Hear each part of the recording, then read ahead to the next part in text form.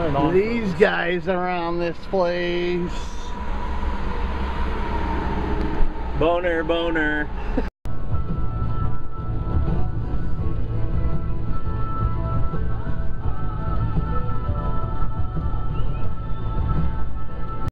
We're in Strongsville, Ohio. Yep. What are we here for? We are here to go to the German restaurant to eat. And then what are we going to do after that? And then we're going to come back here and go to bed. Sean Spear loves fucking. What's wrong? This goddamn TV. The pink pussy. Where's Come to the pink pussy, Craig. Craig! Come to the pink pussy holes. Sean's pissing.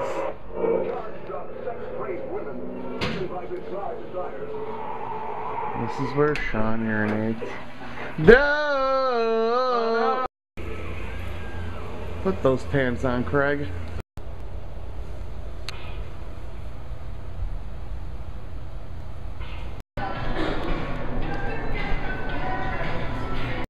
What'd you get? Hash browns. What else? Sausage. This is gonna take a while over here, ladies and gentlemen. Oh shit.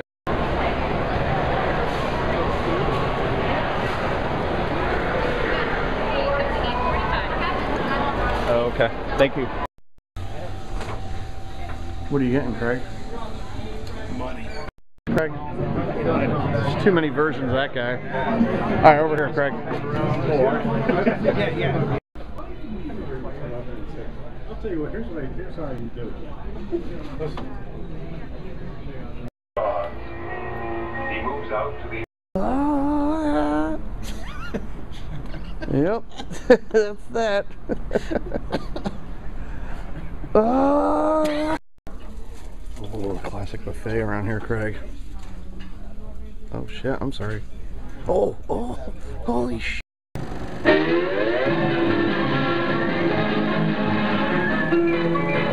Je vais te ramener chez toi. Je t'assure que je vais le faire, je te le promets. Hein? Bon, et bien maintenant, il ne nous reste plus qu'à découvrir d'où tu es venu. Bon, alors, voyons. Oh, tu sais pas la meilleure, tu es un pingouin.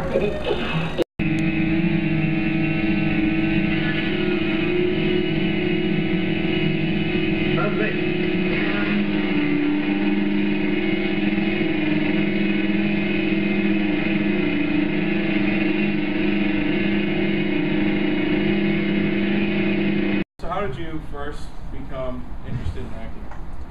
Well, actually, you know, as a when I was about 4, my mother put me into a theater group, and it was actually a hobby, something I did on the weekends. You know, we did ballet, jazz, tap, voice, all those things, and it was a big theater group.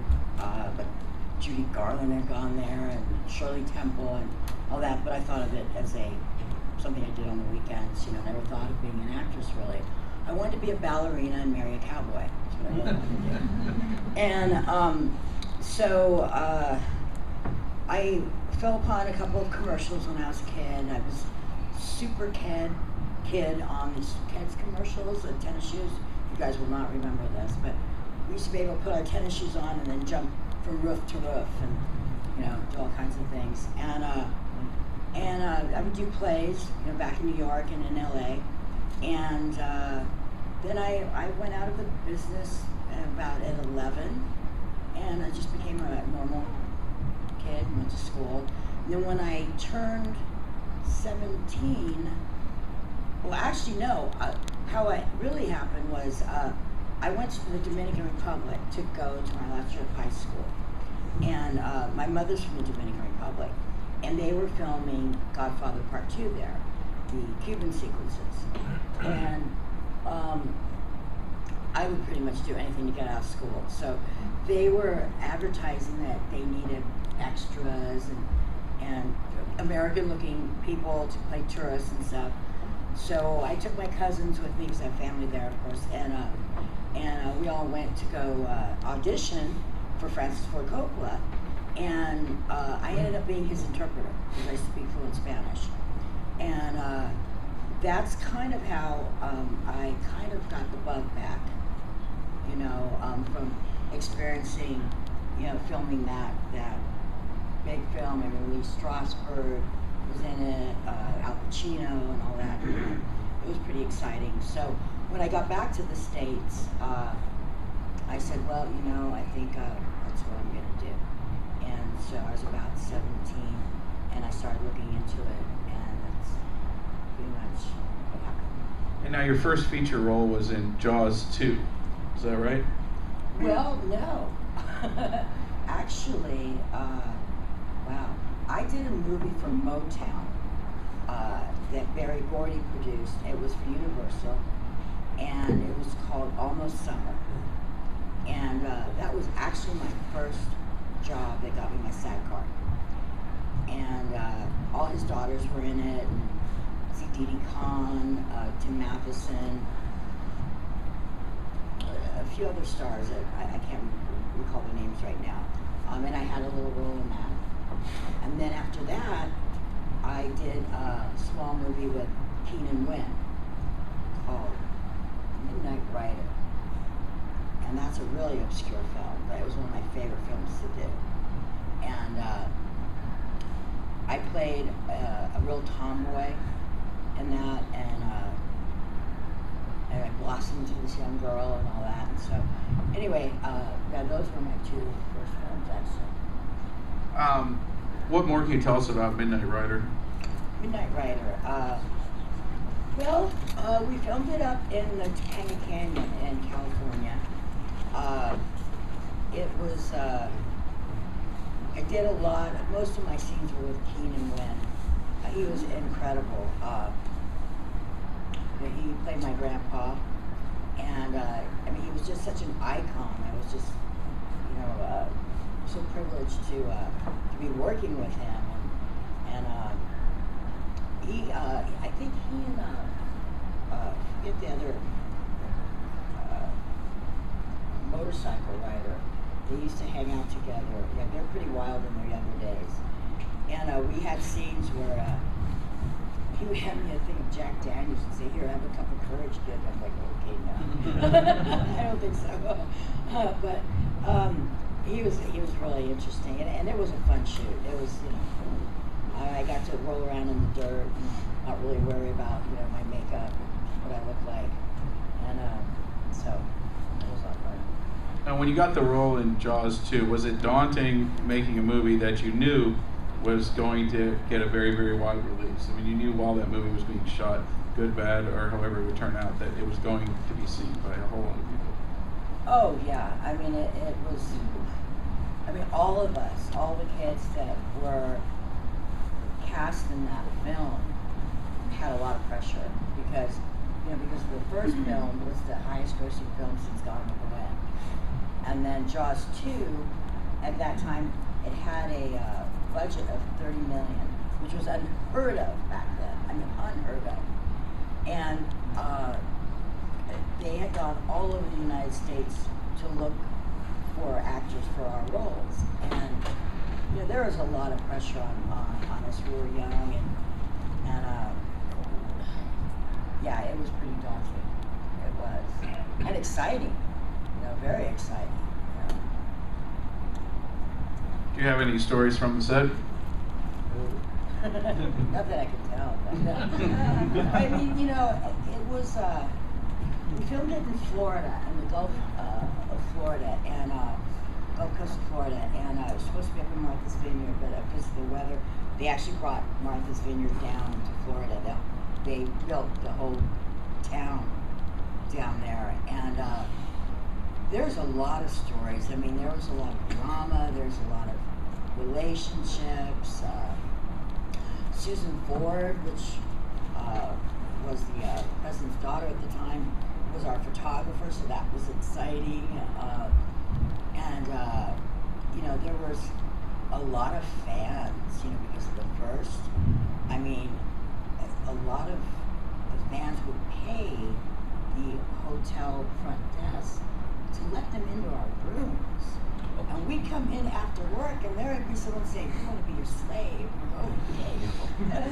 I don't want a slave. Yeah, we didn't know what to do. I mean, it was a whole different thing. So that was kind of, yeah, we didn't know what to do about that. And then there was, you know, there's some sad stuff that happened. I mean, you know, the mechanical shark, you know, they had it do more and than in the first one, and it broke down a lot. And one of our crew, it was going to crash into our camera boat, and he wanted to, you know, he tried to pry himself in between the camera boat and the shark, and he ended up becoming crippled. And I know it was really sad. He's a great guy, but and you know, a couple of us almost drowned. Let's see, I don't think of much else, but it was pretty exciting. You know, it was really an exciting time, you know, for us kids.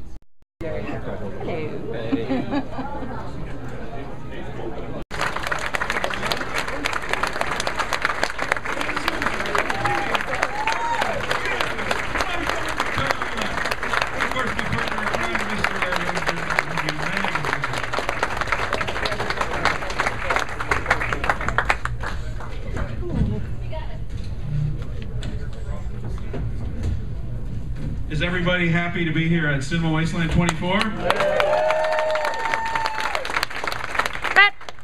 Here we have probably the biggest Hills Have Eyes reunion, the first Hills Have Eyes reunion, and the only one in world history. And here we're going to discuss the legendary Hills Have Eyes. This movie continues to have power over all these years. This morning when I went to buy a coffee, the middle-aged woman who saw my t-shirt for a different movie told me that the scariest movie she ever saw was The Hills Have Eyes. True story. Right up the street. I told her you were all here, so. So in any event, The Hills Have Eyes.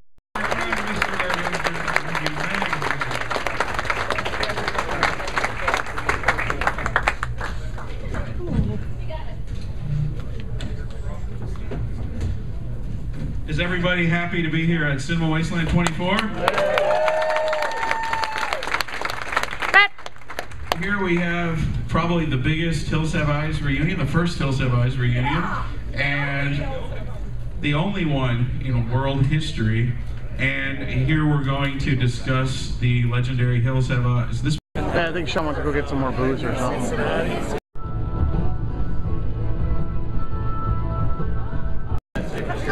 The Hills of Ken.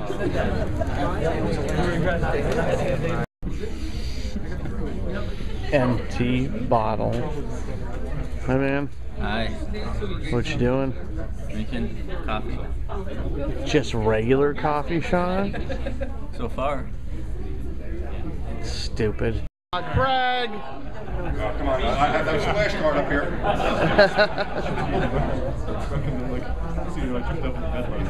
She's on her way. Ken went to get her. I wonder if Craig's in the audience right now. Hope that Ken is.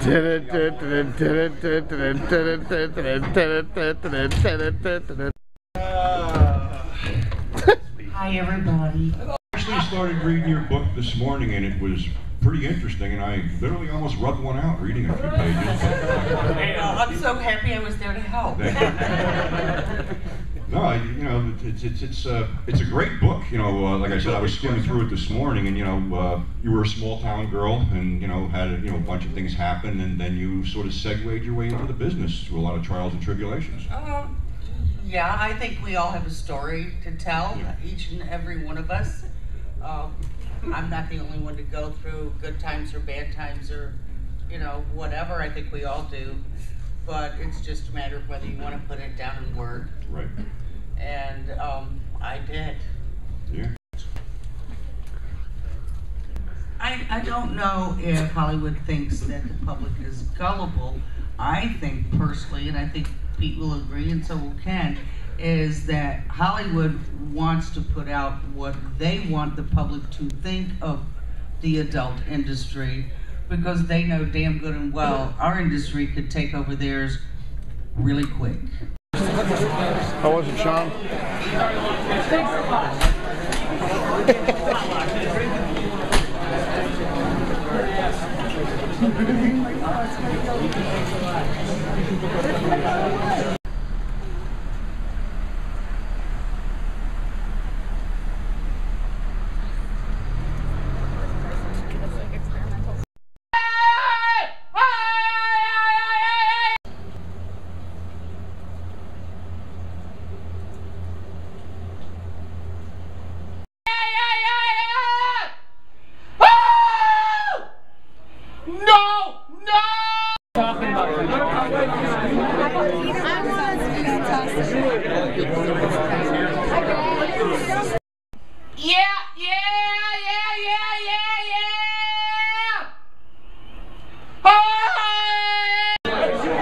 Whatever.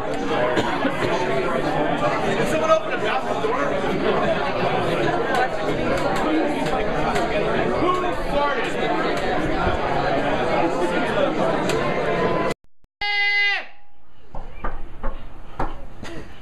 Yeah.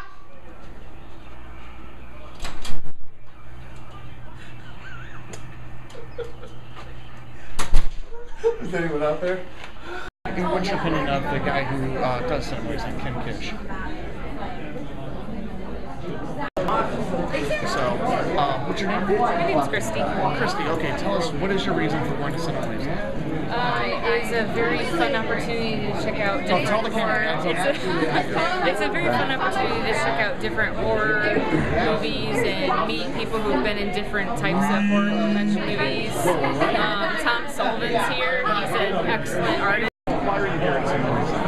Well, I'm a cook. That's why I'm cooking. How y'all doing? I'm Chuck. Oh, okay. Cook, what is your favorite thing about Cinema Wasteland? Man, just the different people I see and like the different merchandise and stuff. Like, I like horror films and stuff, so like to see like a lot of the merchandise y'all got, you won't find it nowhere else. Right. And to meet some of the people, like you really don't pay attention to them while you're watching the film, but then like once you see them again out here, you're like, oh yeah, I remember that guy. So it's pretty cool. That's my second one. Cook, what is your all-time favorite horror film? All-time favorite horror film? Nightmare on Elm Street. Nightmare on Elm Street Part 1? All of them. Nice. All of them. Cook, what is your all-time favorite nude scene in a horror film? Oh, wait. That's a lot of them. It's hard. It's a lot. Should we get back to you on that one? Yeah. All right. I mean, I don't know. I don't remember any offhand, but it's just a lot of them, man. There's always some hot nude scenes in the horror film. All right. Bill, what is your all-time favorite horror film? What's that? That Dracula one? The Broham Dracula? Oh, yeah. Broham, Strokeless Dracula. Yeah, there you go. Yeah. The one with Johnny Depp in it, I think? Yeah. And it has a wonderful new scene in that. Oh, yes, nice. it do? Yeah. Oh, no, I have no idea what this movie is. Keanu Reeves, that's what it is. Cool, that's what's up. Girl, what is your favorite all-time favorite horror movie? Probably The Hills Have Eyes, which I'm really excited that Of the reunion and everything? so I think that's pretty cool. Girl, what is your all-time, like, best all-time nude scene ever in any horror film? There's probably... Girl, you gotta answer quickly, though, please. We have short battery life now. Alright, I'm here with, what's your name? Rachel. Rachel? Katie. Katie? I'm here with Katie and Rachel, and we're talking about Cinema Wasteland, and we want to ask you, what is your favorite thing about Cinema Wasteland, first off? The people. The people? Yeah. More than the actual convention? Well, convention has lots of cool stuff to buy.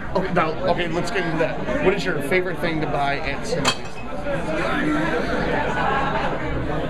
VHS tapes and cool t-shirts. I don't know. So VHS, do you guys actually still have a VCR? Yes. Okay, what are some of your all-time, like, your most treasured VHS tapes? I don't know. Rachel. I know. Rachel? I said Rachel. Oh, I thought you said facial. I was like, oh, okay. No, Peter North. I actually have a couple. No Peter North. I have Texas Chainsaw Massacre and The Exorcist still in like perfect condition. That's awesome. Okay, all right. So I love those probably the most. Real quick, why no Peter North? What? Why didn't you like Peter North? Why didn't I like? Sorry, I didn't. Peter North, he said. Oh, Peter North. out last month when Dee Dee was late, it wouldn't be gone. Anybody would bathe. Alright, now the promoter is Ken Kish. What is your opinion on Ken Kish? Do you know who Ken is? We're not from here. We're from Canada. Really? Yeah. Oh, okay. I have no idea who the promoter is. So you're both hockey fans? No. Really? Does it look like You're both Mighty Ducks fans. Mighty Ducks? I'll go for the movie. The movie, yes. Yeah. The Anaheim. I don't like the movie at all. Okay. Now, is this your first time you've been to Cinema Wasteland? Yeah. It's the first time, okay. Would you be willing to come back again to Cinema Wasteland when he has it in April and then he has it in October and so forth? Like every 6 months? I mean, it's only like, what, 4 hours away? Ah! Alright. Dude. It is a dude.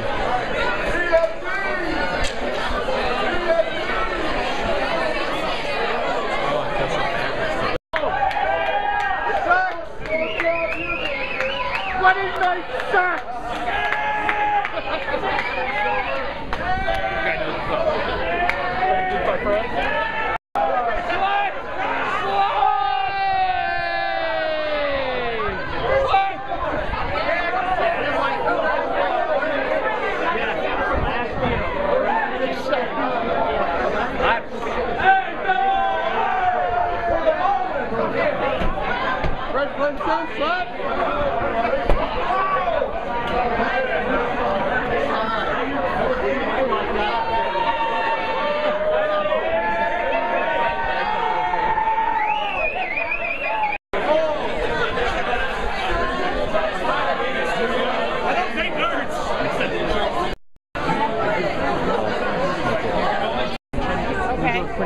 Unratedfilm.com.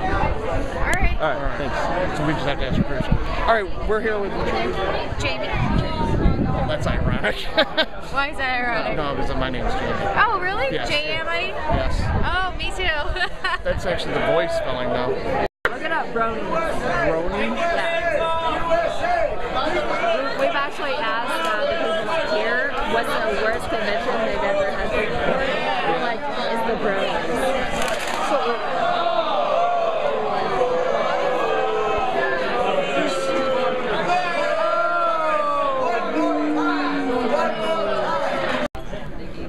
Ooh, you ate a lot, huh? Do you want anything else?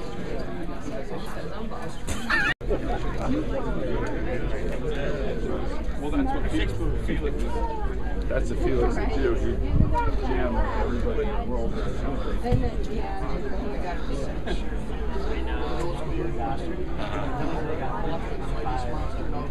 Oh, nice. This is my virgin here and my luggage. That's what Grandma left this at. These are caskets. I'll get you maybe they're all special. You may be mad at me, but I am mad as hell about you quitting school. I wanted you to get away from all this, to better yourself. No, you just give up. Oh, don't talk to me about giving up. You obviously gave up on me when I tried to get in touch with you.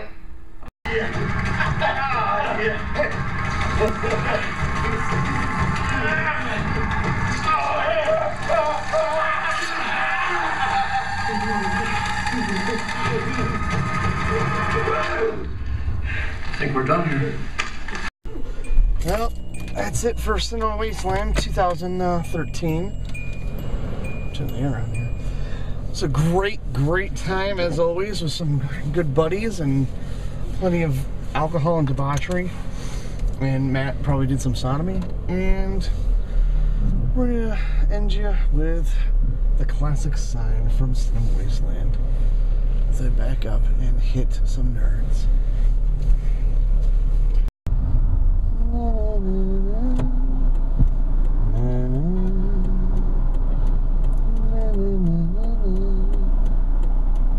Da da da da! Oh my God!